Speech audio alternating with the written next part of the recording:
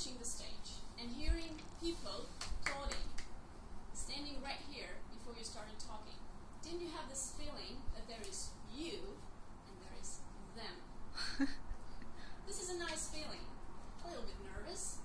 This is at distance. And it's a good thing. And it should be there as long as you control it. It can be a huge ocean. It can be a small stream. And it's you who control it. And to control this audience, this gap between you and the audience, you should know who is there on the other bank of this river. And this is your audience. You should know who is listening to you. You should be informed on who is sitting there. You should analyze people. There is a nice quotation that I found when I was preparing to this project. I don't know the author, but he said, designing a presentation without an audience in mind is like writing a love letter and addressing it to whom it may concern.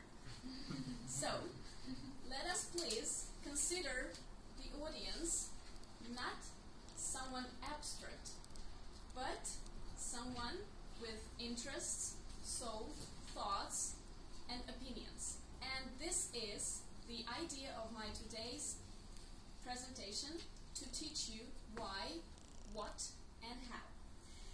To control an audience, to understand it better, you have to ask questions. There are lots of questions, and the first one is who, of course.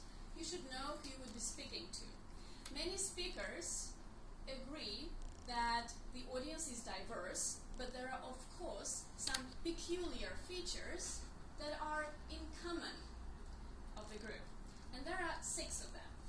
And I'll define them one by one. First of all, of course, the age range. I'm not saying that you will talk to infants or very elderly people. Sometimes it may happen, but normally we're there. Still, you should think of some discrepancies and disruptions that may occur when there are elderly people in the audience, or there are parents with small children, and you have to know how to cope with these situations and plan your speech accordingly. The second, of course, is gender. No sexism. We're all humans. I'm a woman. You're a man. We're different. Normally, the audience consists of about half to half, but sometimes one gender predominates. Women or men, more than half.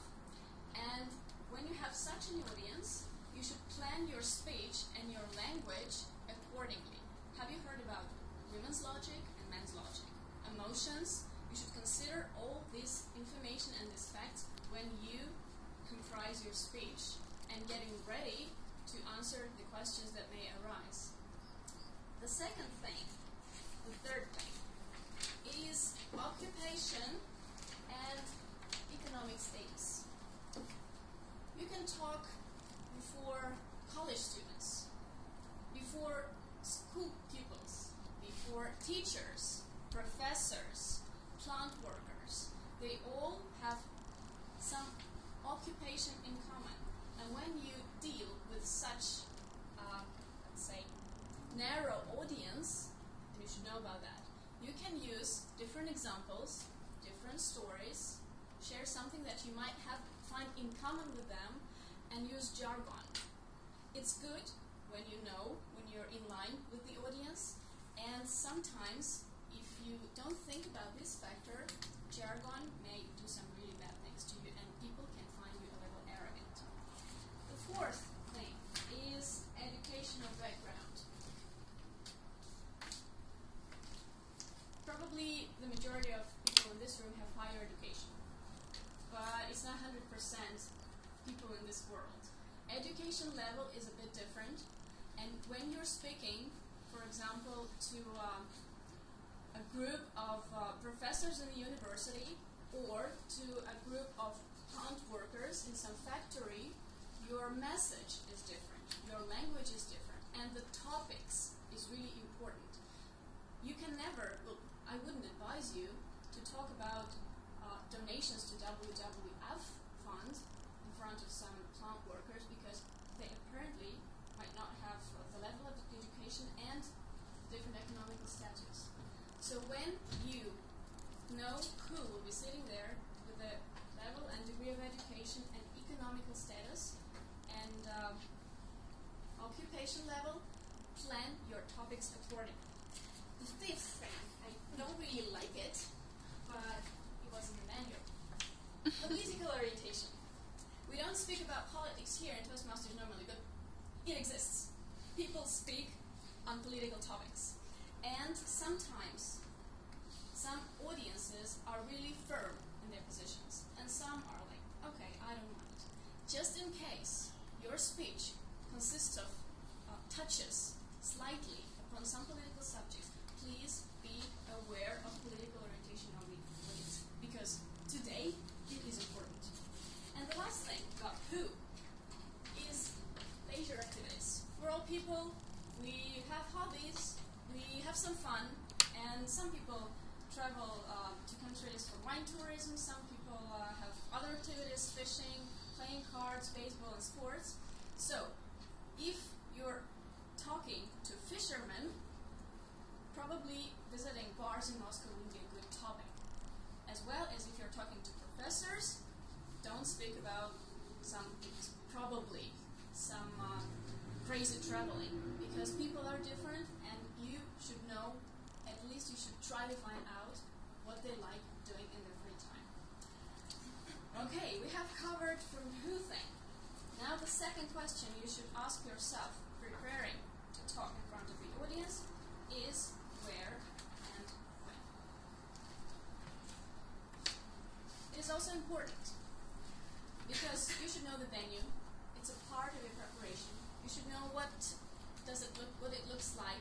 Is it big or small? How many people will be sitting there? What would be the seating like? Where would you be standing? What would be the lighting? What would be the acoustics? And the temperature even control. So basically you should get ready for all organizational and technical moments. And also, when factor is very important. I'm often a speaker at conferences, and conferences usually start in the morning and they last till the end of the day. And when you are scheduled is rather important, because before lunch people are tired, after lunch they are too happy and not attentive. So mind the timing and ask the organizers to put you in the best position for you, that suits you the most. Somewhere in the middle. That's what I usually ask. And of course, what you should be talking. I'm not going to teach you how to find the topic for your speech. That's the question for another discussion. Still, I asked you a question about the Toastmaster stage and outside of Toastmaster stage. You Toastmasters, probably some of you think, okay, I know almost everyone here, right? They're all familiar. I know what their level of education, occupation, hobbies and stuff, gender and age is obvious. So probably I shouldn't worry too much about what to say and how to say. The audience is already mine. This is not true. Your audience is actually your customer, and you are selling. Every speech, you're selling something. Either it's yourself, or your ideas, or your point of view. Something they should acquire from you, and you should win their viewpoint. So, don't try to sell people what they don't need. Don't try to sell them the fiction book of Harry Potter if they have already read it twice. They don't need it anymore. So please consider the level of knowledge and the level of need of your audience before you start selling on the stage. And, of course, the most important question: how do you find out all these things, right? So many things to learn. What, when, where, who? How do you get to know your audience? The answer is very simple. Ask questions. First of all, ask questions before the presentation starts itself. Someone has invited you to the stage, a host, a Toastmaster, an organizer.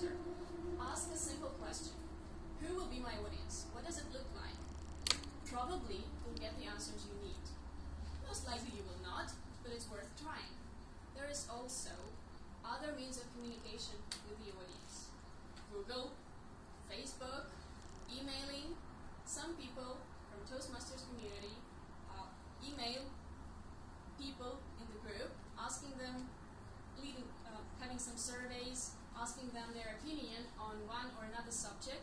So before you start speaking, you already know what some people think about your subject. And of course, ask questions during the presentation, just like I did in the beginning, asking you about being present on the stage. And if you have an opportunity, do it before you start speaking. If you have a break, talk to people, learn something from them, and use this information in your speech. So, dear friends, let's sum it up. When you think of presenting on the stage, please think of every speech as a selling proposition. Think of yourself as of a person who sells something, and the audience is your customers. Please convert strangers in front of you into your customers first, and if you're lucky enough and professional enough in that, you can convert them into friends, so they would respond differently to your presentation. You will captivate their attention, you will go align with their thoughts, opinions, and interests. And I would like to sum it up by quoting another person who I don't know. This is a nice quotation. People don't care how much you know until they know how much you care about them. So